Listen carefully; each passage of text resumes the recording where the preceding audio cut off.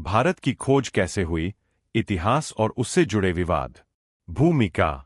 भारत की खोज एक ऐसा विषय है जिस पर इतिहासकारों, विचारकों और लेखकों के बीच लंबे समय से मतभेद रहे हैं। आमतौर पर जब भारत की खोज कहा जाता है तो लोगों के मन में विदेशी यात्रियों जैसे कोलंबस, वास्को दा गामा या अंग्रेजों का नाम आता है। लेकिन क्या भारत वास्तव में किसी विदेशी ने खोजा था, या भारत तो हजारों वर्षों से सभ्यता, संस्कृति और ज्ञान का केंद्र रहा है, जिसे खोजने की बात ही गलत है? इसी प्रश्न से भारत की खोज से जुड़े विवाद जन्म लेते हैं। एक, प्राचीन काल में भारत की पहचान। क सिंधु घाटी सभ्यता। भारत का इतिहास कम से कम 5000 वर्ष पुराना माना जाता है।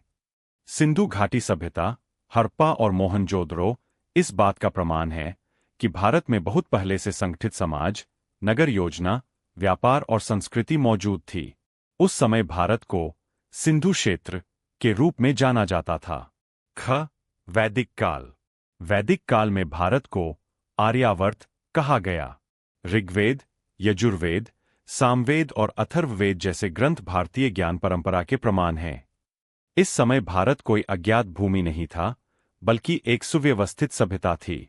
विवाद। कुछ इतिहासकारों ने यह दावा किया कि आर्य बाहर से आए और उन्होंने भारत की सभ्यता बनाई। वहीं कई भारतीय विद्वानों का मानना है कि आर्य इसी भूमि के निवासी थे। यह आर्य आक्रमण बनाम आर्य उत्पत्ति का विवाद आज भी चलता है। 2, भारत और प्राचीन विदेशी संपर्क।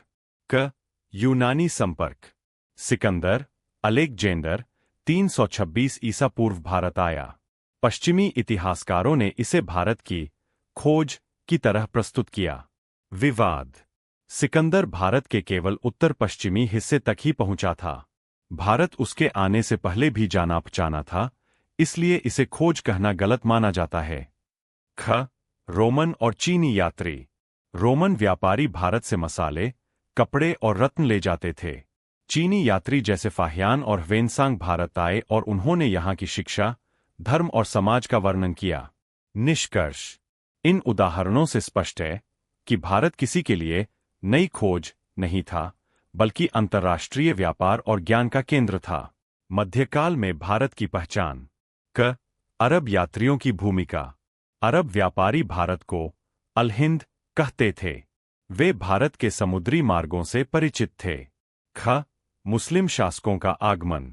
महमूद गजनवी और मोहम्मद गोरी के आक्रमणों के साथ भारत का राजनीतिक इतिहास बदला। विवाद। कुछ लोग इसे भारत की खोज मानते हैं, जबकि वास्तव में ये आक्रमण और शासन विस्तार थे, खोज नहीं। 4, यूरोपियों द्वारा भारत की खोज का दावा। क कोलंबस और भारत।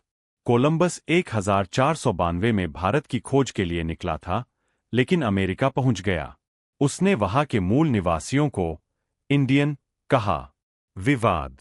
यह दर्शाता है कि यूरोप में भारत पहले से जाना जाता था, इसलिए खोज का दावा अधूरा है। ख वास्को दा गामा। 1498 में वास्को दा गामा समुद्री मार्ग से भारत पहुंचा। विवाद। यूरोपीय इतिहास में इसे भारत की खोज कहा गया। भारतीय दृष्टि से यह केवल समुद्री मार्ग की खोज थी, भारत की नहीं। 5, अंग्रेजों के आगमन और भारत की खोज की नई परिभाषा। अंग्रेजों ने भारत में व्यापार के बहाने शासन स्थापित किया। उन्होंने भारतीय इतिहास को अपने नजरिए से लिखा। विवाद।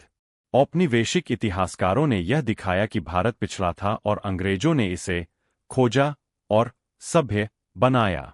भारतीय विद्वानों ने इस दृष्टिकोण का विरोध किया और इसे मानसिक गुलामी का कारण बताया। 6, भारत की खोज, जवाहरलाल नेहरू की दृष्टि। क पुस्तक the discovery of India. Jawaharlal Nehru ने जेल में रहते हुए भारत की खोज नामक पुस्तक लिखी। मुख्य विचार। भारत की खोज किसी विदेशी द्वारा नहीं, बल्कि भारतीयों द्वारा स्वयं की गई। यह खोज भौगोलिक नहीं, सांस्कृतिक और ऐतिहासिक है। विवाद। कुछ लोगों ने नेहरू की व्याख्या को बहुत आदर्शवादी बताया, जबकि अन्य ने इसे आधुनिक भारत की आत्मखोज माना। क्या भारत को खोजने की जरूरत थी? क भारतीय दृष्टिकोण। भारत हमेशा से अस्तित्व में था, नाम बदलते रहे, सीमाएं बदलीं, लेकिन सभ्यता बनी रही। ख पश्चिमी दृष्टिकोण। पश्चिम ने खोज को अपने ज्ञान के विस्तार के रूप में देखा। मुख्य विवाद।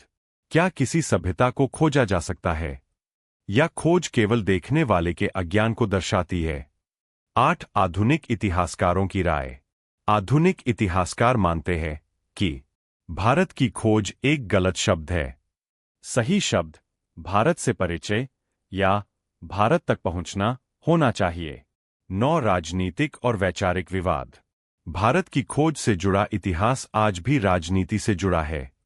कुछ विचारधाराएं भारत को 1947 के बाद का राष्ट्र मानती है, अन्य इसे हजारों वर्षों की निरंतर सभ्यता बताते हैं। निष्कर्ष।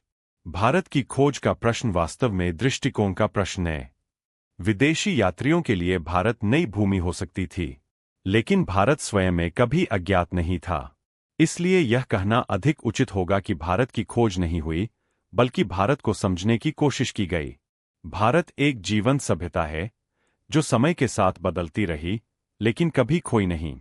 यदि आप चाहे तो मैं इसे स्कूल बोर्ड परीक्षा के अनुसार सरल भाषा में 1000 शब्दों में या केवल विवादों पर केंद्रित नोट्स के रूप में भी तैयार कर सकता हूं।